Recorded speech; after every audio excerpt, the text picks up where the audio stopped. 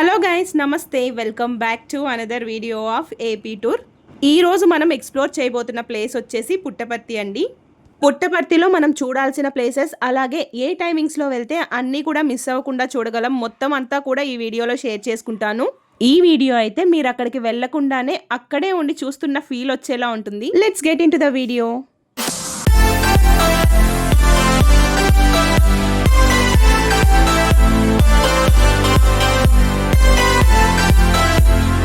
So friends, మేము తీసుకున్న room దగ్గర నుంచి వాకబుల్ డిస్టెన్స్లోనే మాకు ప్రశాంత నిలయం, అదే స్వామివారి సమాధి మందిరం ఉండే టెంపుల్ అయితే ఉందండి.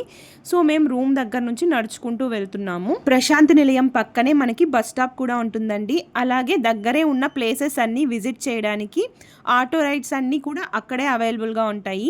నిజంగా Puttaparthi such a divine place అండి. అక్కడికి వెళ్ళగానే ప్రశాంతి నిలయంలో అడుగు పెట్టగానే మన మైండ్ అంతా ఒక పాజిటివ్ వైబ్, అలాగే స్పిరిచువాలిటీతో నిండిపోతుంది. So this is main gate of Prashanti Nilayam. ఇక్కడి నుంచే మనం లోపలికైతే ఎంటర్ అవుతాము. సో ఇక్కడి నుంచి మనకి ఒక పెద్ద మహల్లా కనిపిస్తుంది కదండి, అదేనండి ప్రశాంతి నిలయం. అందులోనే స్వామివారి సమాధి మందిరం కూడా ఉంటుంది. మనకి ఎంట్రన్స్లోనే క్లియర్గా టైమింగ్స్ అన్నీ కూడా మెన్షన్ చేసి ఉంటారండి. ప్రశాంత నిలయం దర్శనం, అలాగే విజిట్ చేయాల్సిన ప్లేసెస్, ఏ టైం వరకు ఓపెన్లో ఉంటాయి, అలాగే లోపల క్యాంటీన్స్ ఉంటాయన్నమాట. వాటికి సంబంధించి ఏ టైమింగ్స్లో ఓపెన్ ఉంటాయి, మొత్తం డీటెయిల్స్ అన్నీ కూడా స్టార్టింగ్లో ఎంట్రన్స్లో ఇచ్చేసి ఉంటారు. ఇప్పుడు చూపించిన గేట్లో నుంచి ఎంటర్ అవ్వగానే లెఫ్ట్ సైడ్ చెకింగ్ ఉంటుందండి. అక్కడ చెకింగ్ అయిపోయిన తర్వాత లోపలికి ఎంటర్ అవుతాము. ఇప్పుడు మీరు చూస్తున్నది ప్రశాంత నిలయం లోపల వ్యూ అన్నమాట. కెమెరా అయితే నాట్ అలౌడ్, నేను మీకు చూపించాలని కొంచెం తీసాను. ఇది వచ్చేసి దర్శనం చేసుకొని బయటకు వచ్చేసిన తర్వాత అనమాట. సో ముందైతే మొత్తం లైటింగ్స్తో చాలా బాగుంటుందండి. నిజంగా ఐ ఫీస్ట్లా ఉంటుందన్నమాట ప్రశాంత నిలయం చూడడానికి కూడా.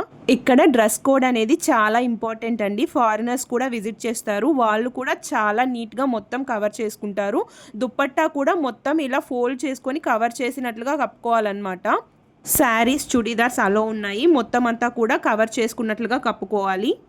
ఇక్కడికి చాలామంది సేవ చేయడానికి వస్తూ ఉంటారండి. సో మనం తెలియక ఏదైనా పొరపాటు చేసినా కూడా ఎవరు కోపంగా కానీ డిస్రెస్పెక్ట్ఫుల్గా కానీ మాట్లాడరు, చాలా నెమ్మదిగా చెప్తారు. మనకి ప్రశాంతి నిలయంలోనే రూమ్స్ కూడా చాలా తక్కువ కాస్ట్కే అవైలబుల్గా ఉంటాయి. 100 రూపీస్ దగ్గర నుంచి 1300 వరకు రూమ్స్ అయితే అవైలబుల్గా ఉంటాయండి. ఏసీ విత్ హాట్ వాటర్ అయితే 1300.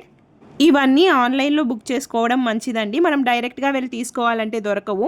బట్ ప్రాబ్లం ఏమి ఉండదండి. బయట ప్రశాంత నిలయం దగ్గరే మనకి వేరే రూమ్స్ కూడా అవుట్ సైడ్ అవైలబుల్గానే ఉంటాయి. సో దర్శనం అయిపోయిన తర్వాత క్యాంటీన్కి వెళ్ళాము. ప్రశాంత నిలయం బ్యాక్ సైడే క్యాంటీన్స్ ఉంటాయి. South Indian, north Indian, western canteens ఉంటాయి.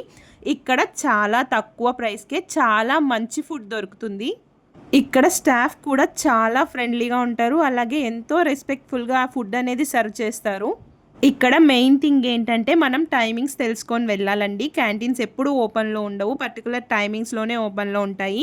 సో ఒక్కొక్క క్యాంటీన్ కూడా ఒక్కొక్క టైమింగ్స్లో ఓపెన్లో ఉంటాయండి. అవన్నీ చెప్పాను కదా స్టార్టింగ్లో మనకి ఎంట్రన్స్లో ఇచ్చేసి ఉంటారని. సో వాటిని కరెక్ట్గా గుర్తుపెట్టుకొని మనం ఆ టైమింగ్స్లోనే వెళ్ళాలి. మేము వెళ్ళింది సమ్మర్లో కాబట్టి ఫుల్గా మామిడి చెట్లు ఉన్నాయండి. చెట్లు నిండా ఫుల్గా కాయలు ఉన్నాయన్నమాట. సో ఎవ్వరూ కొయ్యడం లేదు, అవే కొన్ని పండి కింద రాలిపోతూ ఉన్నాయి. ఇక్కడ అకామిడేషన్ కానీ ఫుడ్ కానీ అందరికీ అందుబాటులో ఉండేలా ఉంటాయండి. ఎవరైనా సరే వచ్చి ఒక 3 డేస్ కానీ 5 డేస్ కానీ చాలా మంచిగా స్పిరిచువల్గా ఆ భగవంతుడి ధ్యానం చేసుకొని ప్రశాంతంగా ఉండి వెళ్ళడానికి చాలా బాగుంటుంది. ఇది వచ్చేసి ప్రశాంత నిలయం గోపురం అండి. స్వామివారు సమాధి చెందిన తర్వాత ఈ గోపురాన్ని కట్టారు. ఫస్ట్ నుంచి ఉన్న గేట్ అయితే ఫస్ట్ మీకు చూపించాను కదా, అదనమాట. సో దీని పక్కనే మనకి ఎగ్జిట్ ఉంటుంది. మొత్తం దర్శనం చేసుకొని మేమైతే బయటకు వచ్చేసాము. ఫస్ట్ ప్రశాంత నిలయం దర్శనం చేసేసుకున్నాము. 9:30 నుంచి 10:30 వరకు మాత్రమే దర్శనం ఉంటుందండి.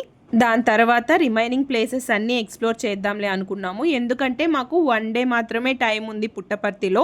యాక్చువల్గా పుట్టపర్తిలో ఉన్న ప్లేసెస్ అన్నీ నీట్గా ఎక్స్ప్లోర్ చేయాలంటే 3 డేస్ అయినా పడుతుంది. ఇక్కడ ఇంకో ప్రాబ్లం ఏంటంటే ఇక్కడ విజిట్ చేయాల్సిన ప్లేసెస్ అన్నీ కూడా 8 నుంచి 11 to 12 మధ్యలోనే ఓపెన్లో ఉంటాయి. తర్వాత క్లోజ్ చేసేస్తారు, మళ్ళీ నెక్స్ట్ డేనే రీఓపెన్ చేస్తారు. సో మార్నింగ్ దర్శనానికి వెళ్ళేటప్పుడు నడిచి వెళ్ళిపోయాము. సో ఇప్పుడు అన్నీ చూడాలి అంటే కార్ కావాలి కాబట్టి రూమ్కి వెళ్ళి కొంచెం ఫ్రెష్ అయ్యి కార్ తీసుకొని మళ్ళీ బయలుదేరేసామండి. సో ఇక్కడ ఆర్చ్ చూసారు కదా, ఈ ఆర్చ్ నుంచి నెక్స్ట్ స్వామి కట్టించిన స్కూల్స్, కాలేజెస్ అన్నీ స్టార్ట్ అవుతాయి. సో అవన్నీ కూడా చూపిస్తాను. ఫస్ట్ అయితే మ్యూజియంకి వెళ్తున్నాము. ఈ మ్యూజియం అయితే ప్రశాంత నిలయంకి మా రూమ్కి మధ్యలో ఉందన్నమాట, పక్కనే. సో అందుకే ఫస్ట్ దానికైతే వెళ్ళిపోయాము. ఇప్పుడు మీరు చూస్తుంది మ్యూజియం ఎంట్రన్స్. ఈ మ్యూజియం కూడా 10 నుంచి 12 వరకు మాత్రమే ఓపెన్లో ఉంటుంది. మళ్ళీ నెక్స్ట్ డేనే ఓపెన్, ఈవినింగ్ కూడా ఓపెన్ చేయరంట. Inside camera not allowed. లోపల స్వామివారి పుట్టపర్తికి ఏమేం చేశారు అవన్నీ కూడా ఉంటాయి. ఇక్కడ నుంచి మనం పుట్టపర్తి వ్యూ బాగా చూడొచ్చు. సో అక్కడ కనిపిస్తుండేది ప్రశాంత నిలయం. అలాగే ఇంకొక పక్క మనకి వేరే మ్యూజియం కనిపిస్తుందండి, అది చైతన్య జ్యోతి మ్యూజియం అనమాట. చూడడానికి చైనా వాళ్ళ మ్యూజియంలా ఉంటుంది. సో ఇంకొక స్టాచ్యూలా కనిపిస్తుంది కదా, అది వచ్చేసి ఆంజనేయ స్వామి స్టాచ్యూ అనమాట.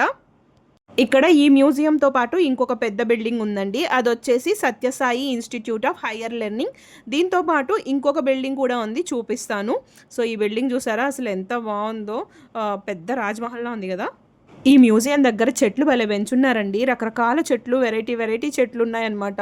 సో చాలా బాగుంది. గ్రీనరీ ఇష్టపడే వాళ్ళు అయితే అక్కడి నుంచి అసలు వెళ్ళడానికే ఇష్టపడరు, అంత బాగున్నాయి అనమాట చెట్లు. అట్లా నడుచుకుంటూ పోతూ ఉంటే మాకు ఒక చెట్టు కనిపించిందండి. సో అవి వచ్చేసి నేను ఈతకాయలు అంటాను, మా అమ్మ కాదంటది. సో ఈతకాయలా కాదా, మీరే నాతో కామెంట్ సెక్షన్లో అయితే షేర్ చేసుకోవాలి. మీకేమనిపిస్తుంది? ఈతకాయలే కదా. జింకలా? ఏ నెమళ్ళు, వావ్ నెమళ్ళు జింకలు ఉన్నాయి, చూపిస్తాను రండి. అరే ఇక్కడ ఒక చిన్న మామిడి చెట్టు నేలకు అతుక్కొని ఉంది, దానికి మామిడికాయ కాసింది, అది కూడా చూపిస్తాను. అద్దు మమ్మీ ఆడ చూసారా ఎంత చిన్న మామిడి చెట్టు, ఇప్పుడే నాటినట్టున్నారు, దానికి మామిడికాయలు కాస్తున్నాయి. ఇగోండి అక్కడ.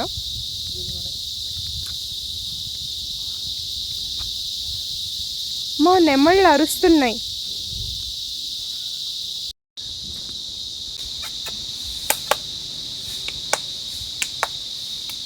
ఇది జింకల జాతికి సంబంధించినవి కాదా, అవేనా? వీటికేంది ఆవు దూడుకున్నట్టుంది చూడండి. మమ్మీ అయ్యో ఏంటై దుప్పులా? జింకలు పరిగిస్తున్నాయి అక్కడ. అది పీకాక్ అరుస్తుంది. ఎక్కడ ఇక్కడ కనిపిస్తున్నాయి చూసారా, మనల్నే చూస్తున్నది. ఎవరిల్లు మనకి సేమ్ కలర్ఫుల్గా ఉన్నారని. సో అవి దుప్పులంట, చాలా ఉన్నాయి దుప్పులు. అవి చూడు ఎలా చూస్తున్నాయో. అవునా, వెనక జింకలు పరిగిస్తూ ఉన్నాయి చూడు, జింకలు పరిగిస్తున్నాయి వెనక, కనిపించట్లేదు. ఇవి పుట్ట మమ్మీ, పుట్ట. మీలో ఎవరైనా ఎప్పుడైనా ఇలా మర్రి చెట్టు పట్టుకొని ఊగారా, అదే ఊడలు పట్టుకొని ఊగారా? సో నేనైతే ఫస్ట్ టైం ట్రై చేసినాను. సో అందరూ అంటుంటారు కదా మర్రి చెట్టు ఊడలతో ఉయ్యాలు ఊగినట్టు ఊగచ్చు అనేసి. నాకైతే చేతులు భయంకరంగా మంటపుట్టాయి. సో నేను మాట్లాడేదంతా డిస్టర్బెన్స్గా ఉంది, బ్యాక్గ్రౌండ్లో ఏదో నాయిస్ వస్తుందని చెప్పేసి వాయిస్ ఓవరే ఇచ్చాను. మీరు ఇక్కడ చూస్తున్నారు కదా, ఈ బిల్డింగ్లో వచ్చేసి బాబాకి సంబంధించిన అన్ని వస్తువులు భద్రపరుచున్నారంట. బాబా గారు పాడిన భజన పాటల క్యాసెట్స్, అలాగే బాబా గారికి సంబంధించిన వస్తువులు అవన్నీ కూడా ఈ ప్లేస్లో భద్రపరుచున్నారంట. సో బయట వాళ్ళు ఎవరికి కూడా లోపలికి అలో లేదండి, అక్కడ ఉన్న వాళ్ళని అడిగామన్నమాట. సో వాళ్ళు చెప్పారు. ఈ మ్యూజియం దగ్గర చెట్లు అయితే మాత్రం విపరీతంగా వేసేసి ఉన్నారండి, చాలా వెరైటీస్గా ఉన్నాయి. ఇది చూసి నేను ఆరెంజ్ అనుకున్నాను, కాదంట అది మారేడు చెట్టు అంట. ఈ పక్క చూసారా, ఇవి యాలక్కాయలు అంటారు కదా, వినాయక చవితి అప్పుడు పెడతా ఉంటాము. ఇవి వచ్చేసి అశోక ట్రీస్ అంటాం కదా, ఆకాశాన్ని తాకినట్టు ఉన్నాయి. ఒకసారి చూడండి ఎంత పెద్దగా ఉన్నాయో, భలే ఉన్నాయండి అసలు చెట్లు అయితే. ఇష్టములు యాపిల్ కాదు, అవి యాలక్కాయల. మేమైతే ఈ మ్యూజియం దగ్గర చాలా టైమే స్పెండ్ చేసామండి. మేబీ అక్కడ ఉన్న రకరకాల చెట్లు అవన్నీ చూస్తూ ఉంటే టైమే తెలియలేదన్నమాట. ఈ బ్యూటిఫుల్ మెమరీస్ అన్నీ గుర్తుండేలా బోల్డ్ అన్ని పిక్చర్స్ కూడా క్యాప్చర్ చేసుకున్నాము. సో నెక్స్ట్ ప్లేసెస్కి వెళ్ళిపోదాం. ఈ పుట్టపర్తిలో మనకు ఉన్నది 1 డేనే కాబట్టి మ్యాక్సిమం ఎన్ని ప్లేసెస్ అయితే కవర్ చేయగలమో అన్నీ కూడా చూపిస్తానండి. ఈ మ్యూజియంకి వచ్చే దారిలోనే పుట్టపర్తిలో చూడదగిన ప్లేసెస్లో చెప్పుకోదగిన ఇంకొక ప్లేస్ కూడా ఉందండి, అదే మెడిటేషన్ ట్రీ అనమాట. ఇక్కడ చాలా మంది ధ్యానం చేస్తూ ఉంటారండి, చాలా పీస్ఫుల్గా ఉంటుంది. మ్యూజియంకి వెళ్ళే దారిలోనే కాబట్టి తప్పకుండా విజిట్ చేయొచ్చు. ఇంకా రిమైనింగ్ ప్లేసెస్ని చూడడానికి వెళ్దాం పదండి. సో ఇప్పుడైతే మ్యూజియంకి వెళ్ళామండి, క్లోజ్ చేసేస్తున్నారు. బయట అవుటర్ లుక్ మాత్రం చూసుకొని వచ్చాం, చాలా బాగుందనమాట. నేను ఇంతకు ముందు వచ్చినప్పుడు వెళ్ళున్నాను మ్యూజియంకి. సో స్వామి ఏం చేశారు అవి వాటికి సంబంధించినవి ఉంటాయన్నమాట మ్యూజియంలో. ఇప్పుడైతే స్వామి పుట్టిన స్థలానికి అలాగే స్వామి వాళ్ళ అమ్మా నాన్న సమాధులు అవన్నీ చూడడానికి వెళ్తున్నాము.